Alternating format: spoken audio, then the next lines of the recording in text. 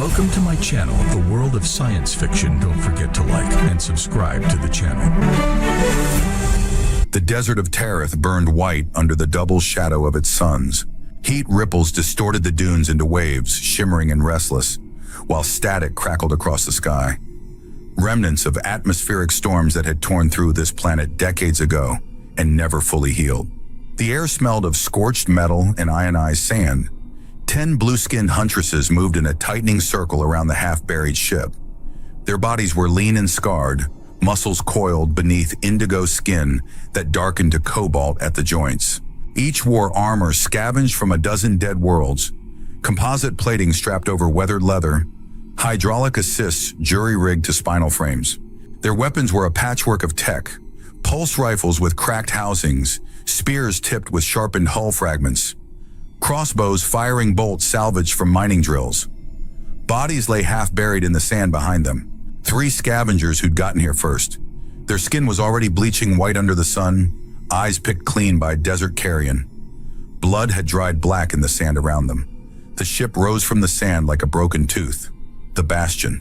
Its hull was pitted with blast scars, panels fused and blackened. Rust streaked down from seams where emergency foam had hardened decades ago. The name was barely visible beneath layers of corrosion. Kaya led the circle. She was 23 cycles old, young for a hunt captain, with a fresh scar splitting her left eyebrow and another curving down her neck to disappear beneath her chest plate. Her spear was composite steel, the shaft wrapped in wire for grip, the tip filed sharp enough to punch through combat shielding. Blood ran down her shoulder from a gash she'd taken in the approach. One of the ship's automated defenses had clipped her before they'd fried its targeting system. The wound burned, but she kept her breathing steady, her posture commanding. "It's dormant," one of the huntresses said. Risa, older, cautious. "No active power signatures, just life support." "Life support means crew," Kaya said. Her voice was rough from shouting orders across 3 kilometers of open desert. "Crew means salvage rights are contested." "Then we contest," another huntress said, grinning.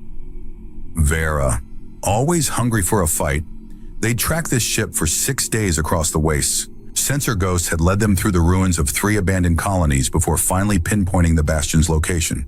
Command had been clear: secure the vessel, extract any functional tech, neutralize resistance. The war had been over for 30 years, but the desert still held its bones. Kaya raised her fist. The circle tightened. They were 15 meters from the main ramp when the hull groaned. Every weapon snapped up. The ramp hissed, hydraulics whining. Ancient mechanisms protested, grinding through sand that had worked into every seal. Steam vented from release valves, clouding the air with the smell of coolant and old grease. The ramp descended with agonizing slowness. Kaya's pulse hammered in her ears. She centered her weight, spear angled forward, ready to thrust or parry. Behind her, the other huntresses fanned into a firing line. The ramp hit sand with a dull thud. Nothing moved. Then a small shape appeared at the top of the ramp. Kaya's breath caught. A child. Blue-skinned, barefoot, maybe 6 cycles old. She wore a flight suit 3 sizes too large, sleeves rolled up to her elbows, pants cuffed at her ankles. Her hair was dark and tangled, falling past her shoulders. She held a spear, bone carved and polished, no longer than her arm. The point gleamed dully in the harsh light. Her eyes were crimson, deep red like old blood. She descended the ramp with careful, deliberate steps. Each footfall was silent, bare skin on hot metal not flinching. The contrast struck Kaya like a blow. The bleached corpses rotting in sand behind them, and this child walking steadily forward, untouched, unbothered. When she reached the sand, she stopped, standing perfectly still, spear held loosely at her side. Kaya stared. The child's expression was calm, not defiant, not frightened, just steady, watching. "Who are you?" Kaya demanded. The girl tilted her head slightly. Her voice was soft, almost conversational. "Daddy's dreams are fragile. So are you." The words hung in the air like a threat. Kaya felt the hairs on her neck rise. Behind her, she heard Risa shift, heard the quiet click of a weapons safety disengaging. "What does that mean?" Kaya said, forcing her voice to stay level. The girl didn't answer. She just looked at them, one by one, her crimson eyes moving across each huntress in turn. Her gaze lingered on Kaya, then she glanced back over her shoulder toward the dark interior of the ship. The lights inside flickered, not randomly, in rhythm. 1, 2, 1, 2, like a heartbeat, or breathing. Kaya felt something cold settle in her gut. "Step aside, child," Kaya said, raising her spear higher. "This ship belongs to the strong. By salvage law, we claim it." The girl turned back to face her. "Strength isn't worth much if it wakes him." "Wakes who?" The girl didn't respond. She simply stood there, spear in hand, blocking the ramp. Vera moved forward, impatient. "Kaya, just wait." Kaya held up a hand. Through the open bulkhead behind the girl, she could see deeper into the ship. Emergency lighting cast everything in amber and red. Conduits ran along the walls, some sparking faintly. The corridor was narrow, designed for a smaller crew than most warships. And at the far end, visible through an open hatchway, was a cryopod. Transparent canopy, frost on the inside, and within, a human. Kaya's breath stopped. He was pale, his skin almost gray in the dim light, scarred.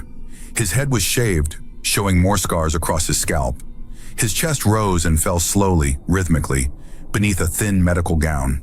Tubes ran from his arms to machines flanking the pod, their screens blinking with readouts Kaya couldn't decipher.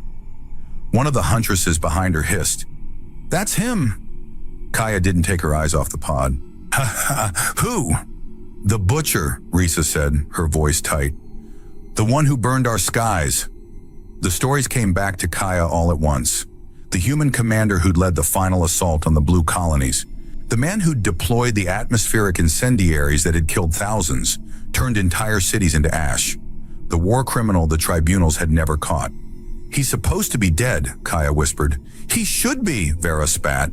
The floor beneath Kaya's feet trembled. It was subtle, just a vibration, like a distant engine cycling up.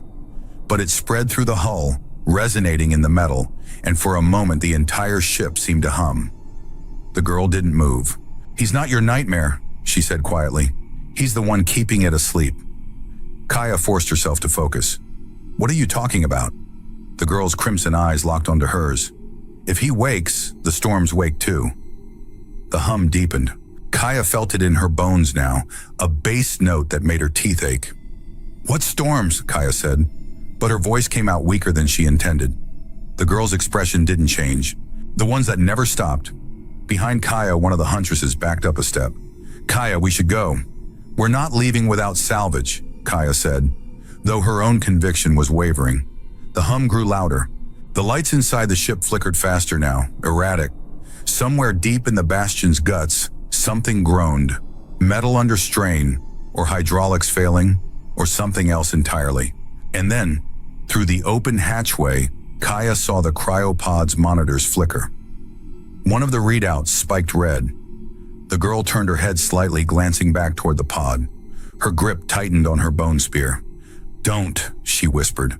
Kaya took a step forward. "We're coming aboard. Move aside." The girl didn't move. Kaya raised her spear. "I don't want to hurt you." "Then don't wake him." The hum cut off abruptly. Silence dropped over the desert like a weight. Even the wind died. The air felt suddenly thick, charged, like the moment before lightning strikes. Kaya's heart pounded, and deep inside the ship, something stirred. Not the man, not yet, something else. The sandstorm hit without warning. One moment the sky was clear, harsh and bright. The next the horizon turned black, a wall of churning sand and debris rising hundreds of meters into the air, moving faster than any natural storm should. Kaya shouted, but the wind tore the words away. The huntresses scattered, some diving for cover behind dunes, others sprinting for the ship. The storm was on them in seconds. Sand scoured exposed skin, tore at armor, filled eyes and mouths and lungs. The world became a roaring chaos of grit and darkness. Kaya stumbled, blind, her spear ripped from her hands. She hit the ground hard, rolled, tasted blood and sand. A hand grabbed her arm. She looked up, squinting through the storm, and saw the girl. The child was pulling her, dragging her toward the ship with impossible strength for someone so small. Kaya let herself be hauled forward. Her boots found purchase on the ramp's grooves, and together they staggered up into the airlock. The ramp sealed behind them with a pneumatic hiss, cutting off the storm's roar. Silence again, ringing, oppressive. Kaya collapsed against the bulkhead, coughing, spitting sand. Her shoulder throbbed, her lungs burned. The girl stood over her, breathing hard but steady. Her crimson eyes were unreadable. "Your crew?" the girl asked. Kaya shook her head, trying to clear it. They're inside," the girl said. "Some of them." Kaya forced herself upright. Her body protested, every muscle screaming, but she pushed through it. She looked around. The airlock was cramped, walls lined with emergency suits and sealed lockers. The inner hatch was open, leading deeper into the ship. Through it, she could see movement. Blue-skinned figures staggering in the corridor, coughing, disoriented. Risa, Vera, 3 others. 5 out of 10. "The others?" Kaya rasped. The girl shook her head. Kaya's chest tightened. She wanted to scream, to hit something, but she swallowed it down. Grief was a luxury she couldn't afford. "Why did you save me?" Kaya asked. The girl turned away, moving toward the inner hatch. "I didn't. The ship did." Kaya followed, limping. The corridor was narrow, barely wide enough for 2 people to pass. Pipes ran overhead, some leaking condensation. The air smelled metallic, stale.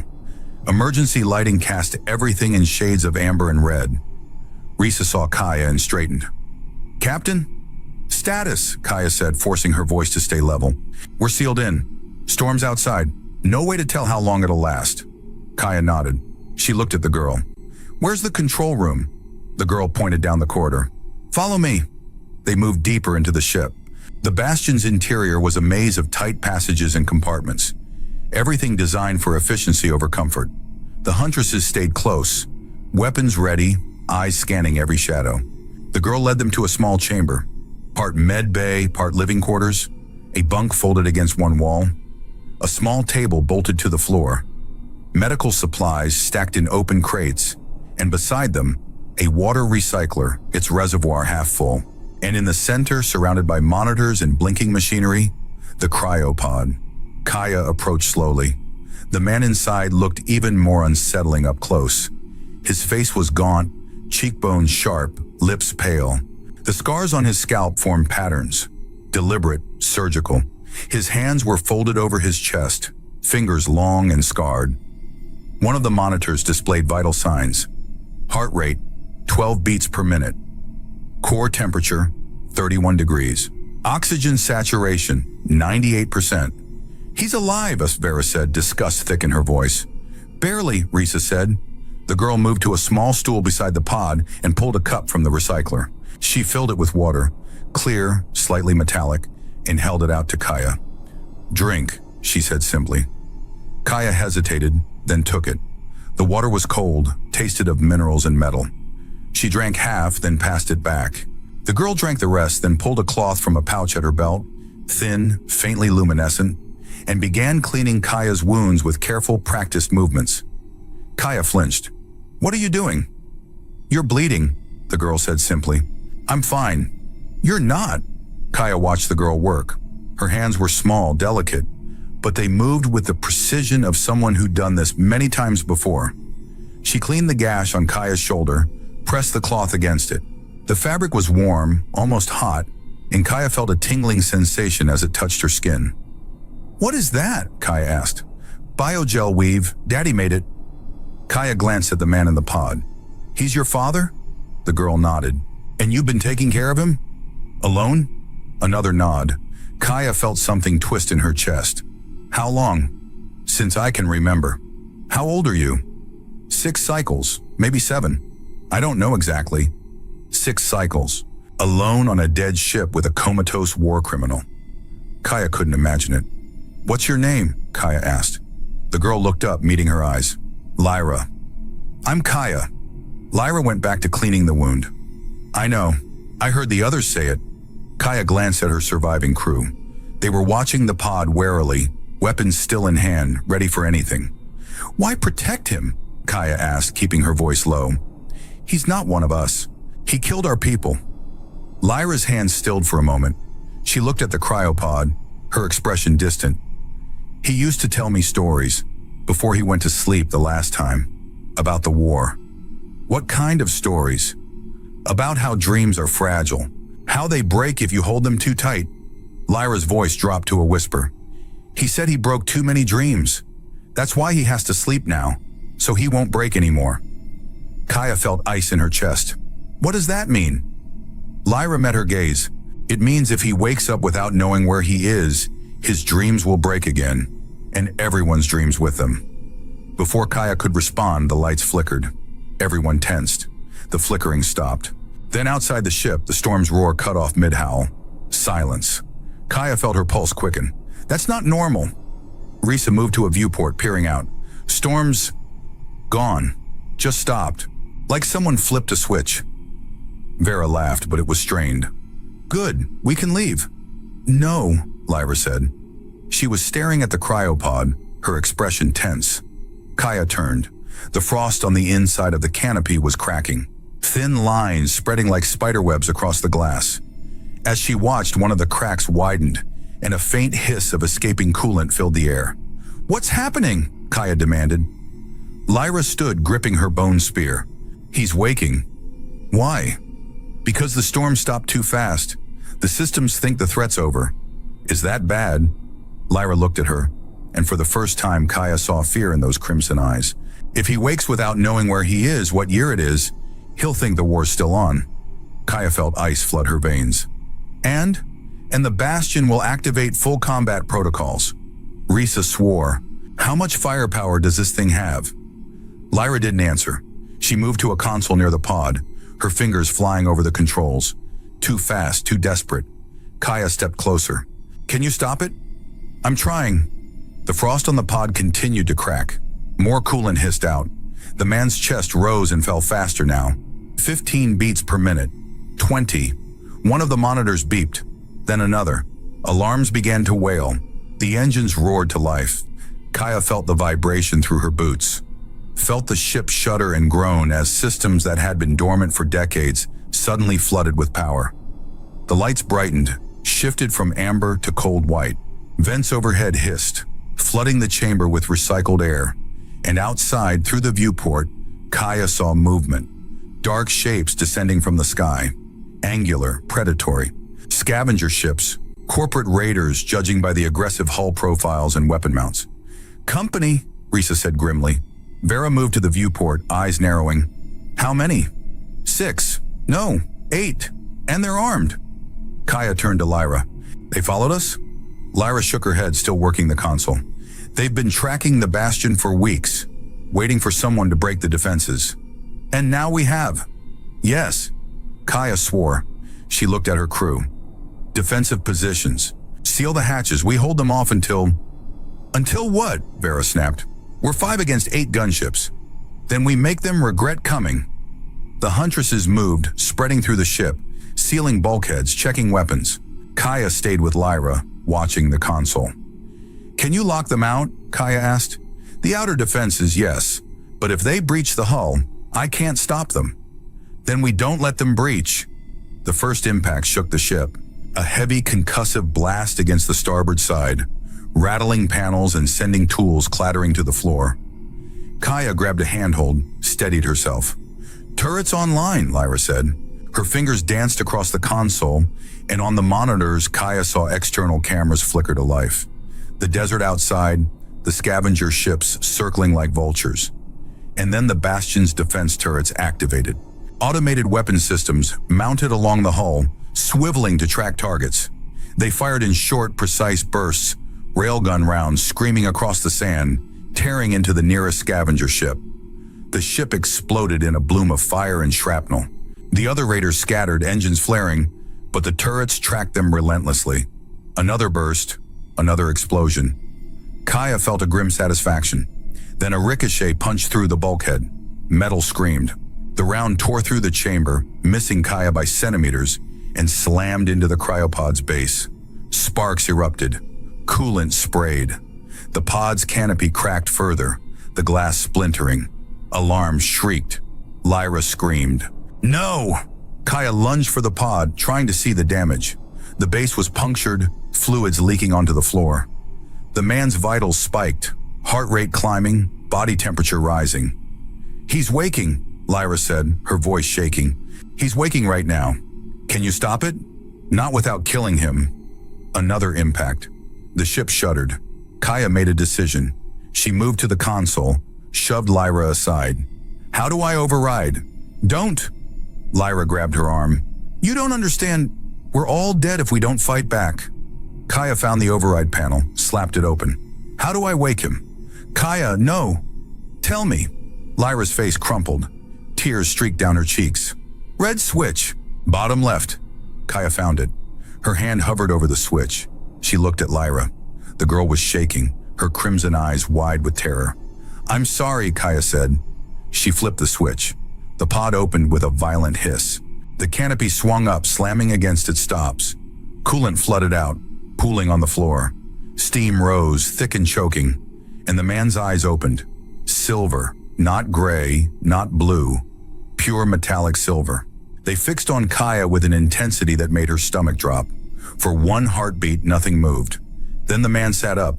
He moved with shocking speed, tubes tearing free, medical sensors ripping off his skin. He swung his legs out of the pod, stood, swayed for a moment, then steadied himself. He was taller than Kaya expected. Lean, wiry, every muscle defined. The scars on his body were everywhere. Surgical marks, burned tissue, jagged lines from shrapnel or blades. He looked around the chamber, taking everything in with those silver eyes. Then he looked at Kaya. "Hostiles?" His voice was rough, damaged, like gravel grinding together. Kaya couldn't speak. "How many?" he demanded. "6, Kaya managed. "Outside, corporate raiders." He nodded once, then he moved. Kaya had fought warriors her entire life. She'd seen speed, seen precision. This was something else. He crossed to a locker, tore it open, pulled out a combat suit, black, reinforced, covered in attachment points for weapons and gear. He dressed in seconds, moving with mechanical efficiency. Then he pulled out a rifle. Not standard issue, custom, heavy barrel, underslung launcher, smart link sights. He checked the magazine, chambered around, slung it over his shoulder. "Stay here," he said to Lyra. "Daddy, stay." He moved toward the hatch. Kaya followed. "What are you doing?" she asked. "Ending this." He disappeared into the corridor. Kaya hesitated, looked back at Lyra. The girl was crying silently, her face pale. Then Kaya ran after him. The bastion came alive. Not just the turrets, everything. Lighting shifted to combat mode. Harsh white, no shadows. Bulkheads sealed and unsealed in sequence, creating optimal defensive choke points. Automated drones launched from hidden bays. Small quadcopters bristling with weapons. And the man moved through it all like a ghost. Kaya caught up to him at an external hatch. He was checking his rifle, his movements calm, methodical. "Who are you?" Kaya demanded. He didn't look at her. "Sergeant Revik Thorne, Human Alliance Special Operations. Serial number." "I don't care about your serial number. You're the one who burned our cities." He looked at her then, those silver eyes emotionless. "Yes." Kaya felt rage boil up. "Then why should I let you?" "You won't." He turned back to the hatch. "You'll stay here and let me do my job." "Your job?" "Protecting this ship, and everyone in it." Before Kaya could respond, he opened the hatch. Sand and heat poured in. The storm was truly gone now, the sky clear, but the desert was a battlefield. The remaining scavenger ships circled, firing on the bastion's turrets, trying to knock them out. Bodies lay scattered in the sand, Huntresses who hadn't made it inside. Revik stepped out onto the hull. Kaya followed, crouching low, squinting against the glare.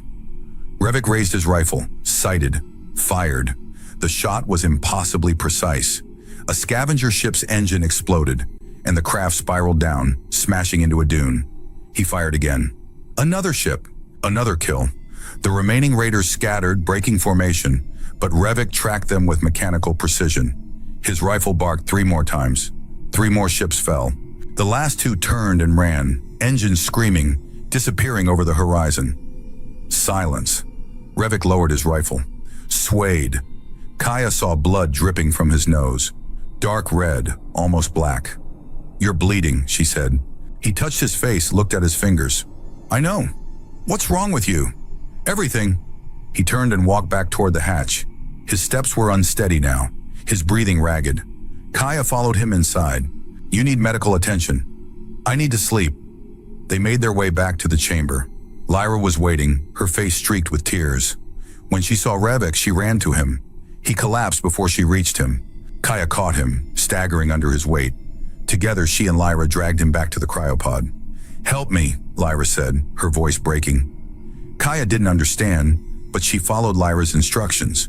They laid Revik in the pod, reconnected the tubes, sealed the canopy. The machines hummed, recalibrating, flooding the chamber with fresh coolant. Revik's eyes closed, his vitals stabilized. 12 beats per minute, 31 degrees. Lyra pressed her small hand against the glass. She was crying harder now, silent sobs shaking her shoulders. Kaya knelt beside her. "Why does he have to sleep?" Lyra didn't answer for a long time. When she finally spoke, her voice was barely a whisper. "Because when he's awake, the war never ends." Kaya felt something cold settle in her chest. She looked at the man in the pod, the butcher, the war criminal, the monster from the stories, and she saw something else.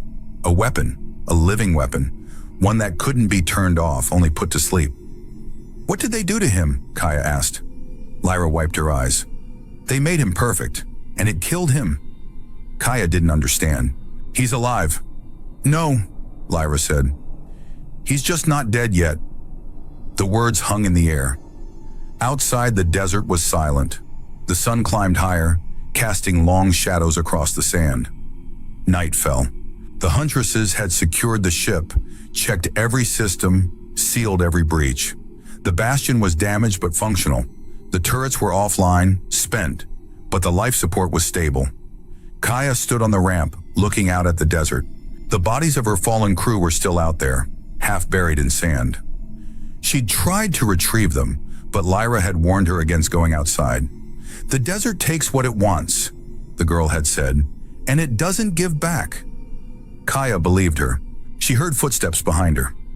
Risa approached, limping slightly, a bandage wrapped around her thigh. "We should leave," Risa said quietly, "before something else finds us." "And go where?" "Anywhere. Back to base. Report what we found." Kaya shook her head. "They'll come back. Corporate or someone worse. And they'll take this ship apart." "Let them." Kaya looked at her. "You saw what he did. That kind of firepower?" "Exactly," Risa said. "That kind of firepower is dangerous. He's dangerous. He saved us. He killed thousands of us." Kaya had no response to that. Risa sighed. "We can't stay here, Kaya.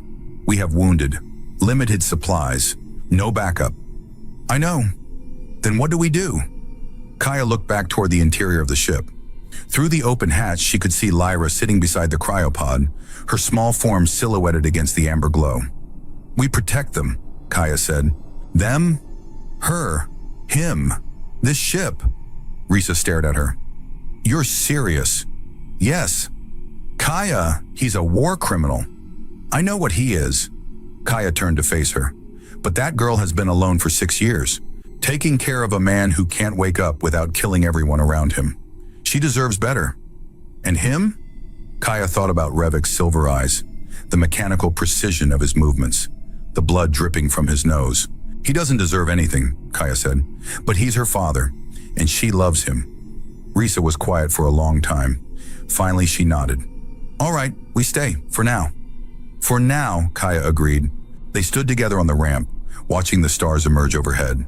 The sky was clear, the storm truly gone. For the first time in days, Kaya felt like she could breathe. But the feeling didn't last. A sound reached her ears, faint, distant. Engines. She turned, scanning the horizon. Lights. Multiple lights growing brighter. "They're back," Risa said. Kaya's heart sank. "How many?" "More than before." Kaya felt the weight settle on her. She thought of the corpses in the sand outside, bleached white now, anonymous. She thought of Lyra, barefoot on hot metal, unafraid. The contrast wouldn't leave her mind. Kaya ran inside, shouting, "Seal the ship! Everyone to defensive positions!" The Huntresses scrambled. Bulkheads slammed shut. Weapons charged. Kaya reached the chamber where Lyra waited. The girl was standing now, staring at the cryopod. "They're coming back," Kaya said. Lyra nodded. "I know. Can the defenses hold? No, not without him. Kaya looked at the pod. Revik's face was peaceful, his breathing slow. If we wake him again, Kaya said, will he survive? Lyra shook her head. I don't know. What happens if we don't? Lyra met her eyes. We die. Kaya felt the weight of the choice settle on her shoulders. She thought of her crew, of the 5 Huntresses who'd survived this long. She thought of Lyra, alone and afraid. And she thought of the man in the pod, the weapon, the monster, the father. What do you want to do? Kaya asked. Lyra looked at the pod. Tears streamed down her cheeks. I want him to rest, even if it means yes. Kaya felt something break inside her. She knelt down, meeting Lyra at eye level. Then we fight without him. Lyra's expression crumpled. You'll die. Maybe, but we'll die protecting you. Why? Kaya reached out, gently wiped a tear from Lyra's cheek. Because you're a child, and you deserve to be safe. Lyra's breath hitched. Then without warning, she threw her arms around Kaya's neck, holding on tight. Kaya hugged her back. It's okay. It's okay. But it wasn't okay, because outside the engines were getting louder. The first ship landed 100 meters from the bastion, then another, and another. Kaya watched from a viewport as the raiders disembarked. Not corporate scavengers this time, mercenaries. Professional soldiers in full combat gear, armed with military-grade weapons. Count? She asked. Risa beside her squinted. 40, maybe 50. Shit. Vera appeared, carrying a pulse rifle. We've got enough ammunition for maybe 10 minutes of sustained fire. After that, we're down to blades. Kaya nodded. Then we make those 10 minutes count. The Huntresses took positions at the hatches behind makeshift barricades of cargo crates and sealed doors. Kaya moved between them, checking readiness, offering quiet words of encouragement.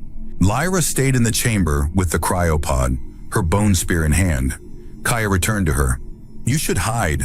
Lyra shook her head. This is my home. It's not safe. Nowhere is. Kaya couldn't argue with that. Outside, the mercenaries advanced. They moved in coordinated squads, covering each other, professional and disciplined. Kaya's stomach tightened. They're not here to negotiate, Risa said. No, Kaya agreed. They're here to take the ship and kill anyone in the way. The first squad reached the ramp. They planted charges on the sealed hatch, backed off. The explosion was deafening. The hatch blew inward, smoke and fire flooding the airlock. The Huntresses opened fire. Pulse rounds screamed through the smoke, cutting down the first mercenaries through the breach. Bodies fell, armor smoking. But more came. They pushed through, firing as they advanced, and the Huntresses fell back, retreating deeper into the ship. Kaya fought beside them, her spear slick with blood, her body moving on instinct. She parried a blade, thrust into a gap in armor, felt the impact as her spear found flesh. But they were outnumbered, outgunned. One by one, the Huntresses fell. Risa took a round to the chest, her armor cracking. She collapsed, gasping. Vera fought to the last, her blade cutting through 2 mercenaries before a third put a knife in her back. Kaya screamed, lunging, but hands grabbed her, wrenched her spear away, slammed her against the bulkhead. Her vision blurred. Pain exploded through her skull. She heard boots on metal, commands being shouted. The mercenaries were spreading through the ship, securing each compartment.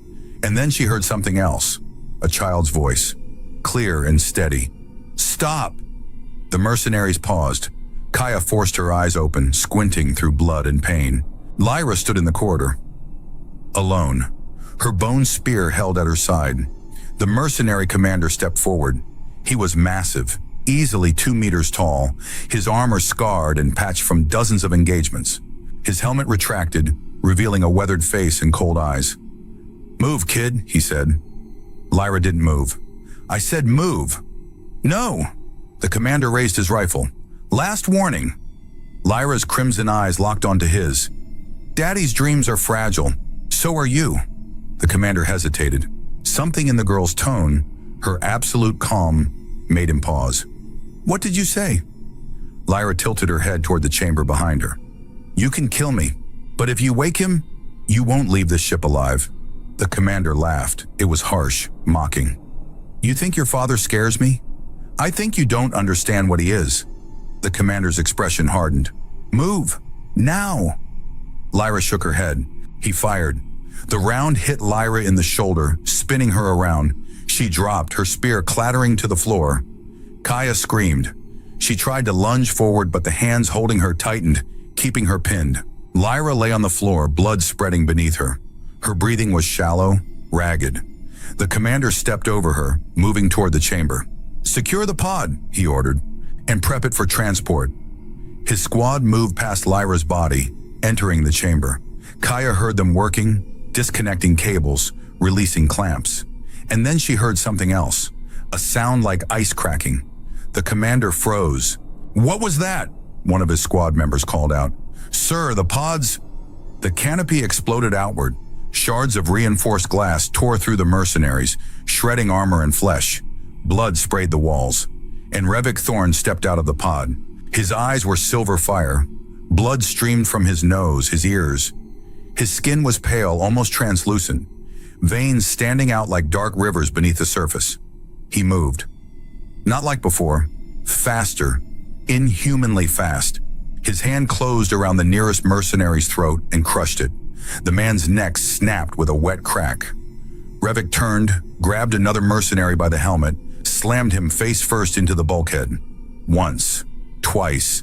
The metal dented. The helmet shattered. The commander raised his rifle, fired. Revik moved through the rounds like they weren't there. He closed the distance in a heartbeat, his hand a blur. The rifle broke in half, then the commander's arm. The scream was cut short as Revik's fist went through his chest plate and out the other side. The remaining mercenaries ran. Revik followed. Kaya heard the sounds. Screams, gunfire, metal tearing, bodies hitting walls, and then silence. The hands holding Kaya released. She stumbled forward, collapsed beside Lyra. The girl was still alive, barely. Her eyes were open, staring at nothing. "Lyra," Kaya whispered. "Lyra, stay with me." Lyra's lips moved. "Daddy, he's coming." "Hold on." Kaya tore open a medical pack, pressed emergency foam into the wound. The girl gasped, her body convulsing. "Stay with me," Kaya repeated. "Please." Footsteps. Kaya looked up. Revik stood in the corridor. Blood covered him, none of it his own. His silver eyes were dimming, fading back to something almost human. He saw Lyra. Everything stopped. He dropped to his knees beside her, his hands shaking. "Lyra! Lyra, no!" The girl's eyes focused on him. A smile touched her lips. "Hi, Daddy. I'm here. I'm here." His voice cracked. "You're going to be okay." "Liar." She coughed. Blood flecked her lips. "You're always lying." He gathered her into his arms, careful, gentle. "Don't talk. Save your strength." "Can't. It hurts." I know, I'm sorry." Tears streamed down his face. "I'm so sorry." Lyra reached up, touched his cheek. "It's okay. You kept me safe." "I didn't. I failed." "No." Her voice was fading.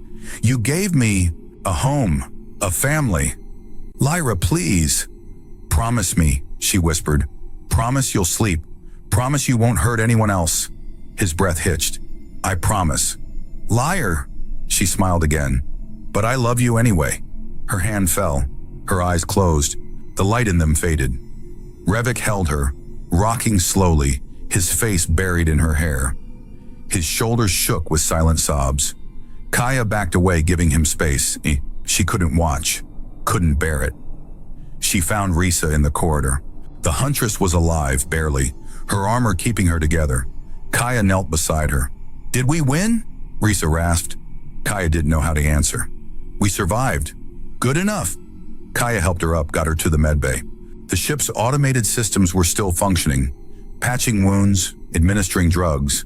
It would keep Risa alive. When Kaya returned to the chamber, Revik was still holding Lyra's body. He was whispering something, too quiet to hear clearly, but Kaya caught fragments. "Dreams are fragile. I told you. So fragile." His voice broke on the last word. "We need to bury her," Kaya said quietly. Revik didn't respond. "Revik." He looked up. His eyes were empty. "I can't." "You have to." "I can't put her in the sand. She hated the sand." Kaya felt her throat tighten. Then what do you want to do? Revik looked at the cryopod. Its systems were damaged, sparking, but still functional. I want to keep her safe, he said. Kaya understood. Together they placed Lyra in the pod. Revik adjusted the settings, disconnected non-essential systems. The canopy sealed. Through the glass, Lyra looked peaceful, like she was sleeping. Revik pressed his hand against the glass. I'm sorry. Kaya stood beside him. She loved you. I know. His voice was hollow. That's why I have to go. Go where? Away, before I hurt anyone else. The pod is damaged. I can't use it anymore. He turned to her. You need to leave. Take your crew and go. I'll seal the ship.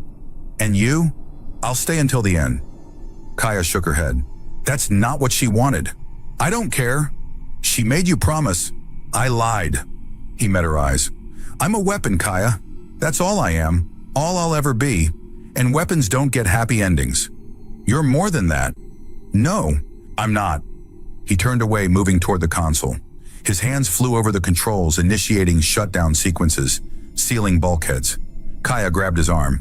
Don't do this. He pulled free. Get your crew and go.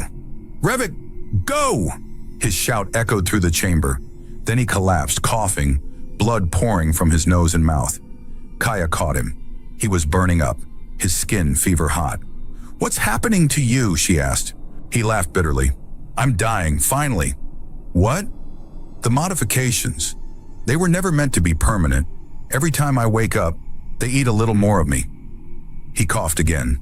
This was my last time. Kaya felt cold. How long? Hours, maybe less. She looked at Lyra's body in the pod, at this man who'd killed thousands but loved his daughter, at the ship that had become their tomb. Then we stay with you, Kaya said. No. Yes. She met his eyes. You don't get to die alone. Revik stared at her. Then slowly he nodded. They sat together on the floor, backs against the bulkhead.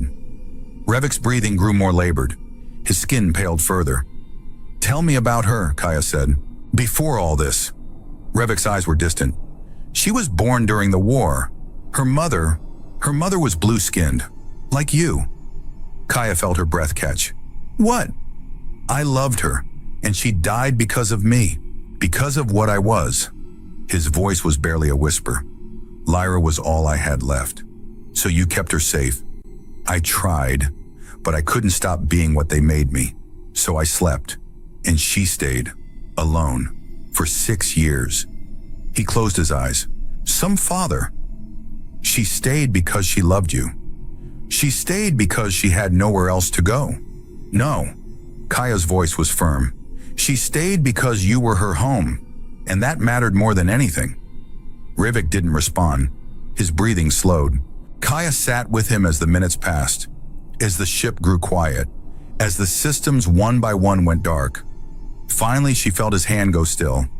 She looked at his face, peaceful now, the silver gone from his eyes, leaving only gray. Kaya closed them. She stood, moving to the cryopod. She looked at Lyra one last time. Sleep well, she whispered. Both of you.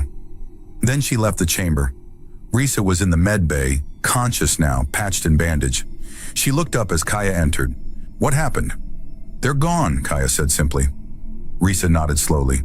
All of them? Yes. They gathered what they could. Supplies, weapons, medical gear. The ship's systems were failing. Life support struggling. They had maybe an hour before the air ran out. Kaya led the way to the ramp. The desert outside was still, the stars bright overhead. They descended, stepping onto the sand. Behind them, the bastion groaned. Deep, resonant, like a living thing in pain. We should move, Risa said. Kaya nodded, but before she could take a step, the ship's hull shuddered. She turned. The lights inside were flickering, not randomly, in rhythm. 1, 2, 1, 2. Like a heartbeat. Kaya felt her pulse quicken. That's not possible. What? The systems are offline. There's no one controlling. The hull pulsed. Once. Bright enough to cast shadows across the sand.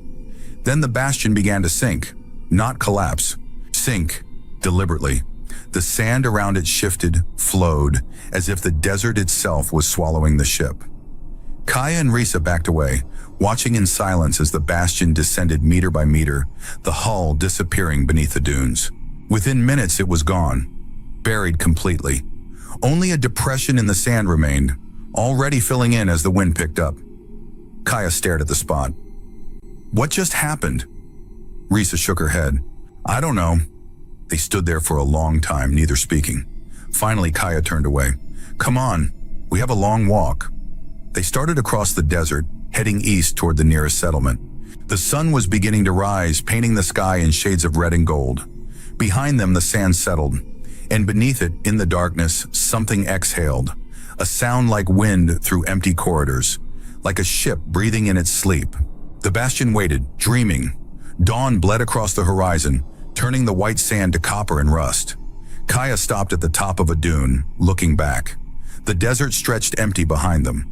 No sign of the ship, no sign of the battle. Just wind and sand and silence. Risa limped up beside her. You okay? Kaya didn't answer immediately. She thought about Lyra, about her crimson eyes and her bone spear, about the way she'd stood alone against the mercenaries, protecting her father even as she died, about the man who'd loved his daughter enough to sleep for years, so she wouldn't have to be alone in a world that hated him. Yeah, Kaya said finally. I'm okay. What do we tell command? The truth. We found the bastion, and we lost it. They won't like that. I don't care. They started walking again. The sun climbed higher, and the heat built, but Kaya barely felt it. She kept thinking about Lyra's last words. Daddy's dreams are fragile. So are you. Kaya understood now.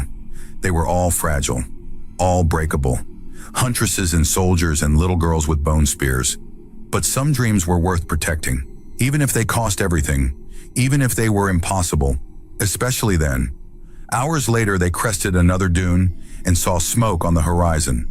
A settlement, civilization, safety. Kaya glanced back one last time. The desert was still, empty. The wind had erased their footprints, as if they'd never been there at all. But Kaya knew better. Somewhere beneath the sand, the bastion waited, sealed and silent, a tomb and a sanctuary. And inside, in the darkness, a little blue-skinned girl slept beside her father. Safe. Finally, forever. 3 months later, the report sat on the commander's desk, stamped with a red classification seal. Investigation. The Bastion incident. Status inconclusive recommendation. Site quarantine. The commander read through it again, frowning. 10 huntresses had gone into the desert. 5 had returned. All gave the same story.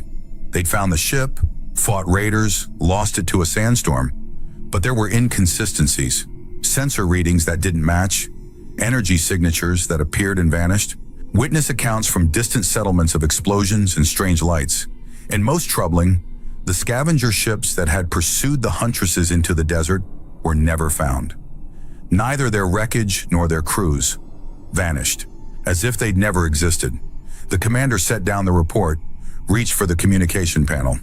Authorize a full reconnaissance sweep of Sector 7, he said. I want every grain of sand analyzed.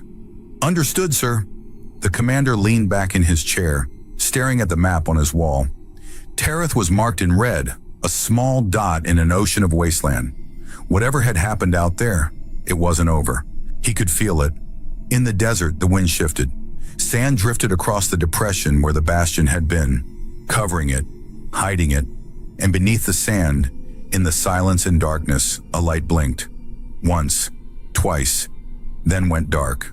Deep in the ship's core, systems cycled, life support maintained, power reserves held steady. In the cryopod, Lyra's small form remained perfectly still, her crimson eyes closed, her bone spear clutched in her hand. And beside her in the damaged pod Revik had refused to enter, frost began to form. Slowly, impossibly. A new pod assembled from spare parts and failing systems. Barely functional, but enough. Enough to keep him dreaming. The ship's AI, damaged, fragmented, running on emergency protocols, watched over them both. It had heard Lyra's last words, heard Revik's promise, and in its broken, dying way, it had understood. They had given everything to protect each other, and it would honor that, for as long as its power held, For as long as the sand kept their secret, the lights pulsed again. 1, 2, like a heartbeat, like a promise. The desert exhaled and the dream continued. Kaya stood at the edge of the settlement, looking west toward the horizon. 3 months since the desert. 3 months of debriefings and questions and nightmares. Risa had recovered. So had the others. They'd been reassigned, scattered to different units. The incident was officially closed, but Kaya couldn't let it go. She thought about Lyra every day, about her small hand pressed against the cryopod glass, about her voice steady and calm even as she died. Daddy's dreams are fragile, so are you. Kaya had spent weeks trying to understand what the girl meant, and finally she thought she did. Dreams were fragile, easily broken, but they were also worth protecting, worth dying for, because without dreams, without hope, they were just survivors in a dead world, and that wasn't enough. Kaya reached into her pocket, pulled out something small, a shard of glass from the cryopod. She'd kept it, hidden it from the debriefing officers. It shouldn't glow. Glass didn't glow, but in the darkness, when she held it up, she could see a faint pulse. 1, 2, 1, 2, like a heartbeat. Kaya closed her hand around it. The glass was warm against her palm. She looked out at the desert. Somewhere out there, beneath the sand, the bastion slept, and inside a father and daughter dreamed together. Safe, protected, home. Kaya smiled. Sleep well, she whispered to the wind. Both of you. Then she turned and walked back into the settlement. Behind her, the sun set. Darkness fell across the desert, and in the silence something exhaled. A breath, a pulse, a promise kept. The sand shifted, the wind sang, and the dream continued, deeper than memory, stronger than death, fragile, unbreakable, forever.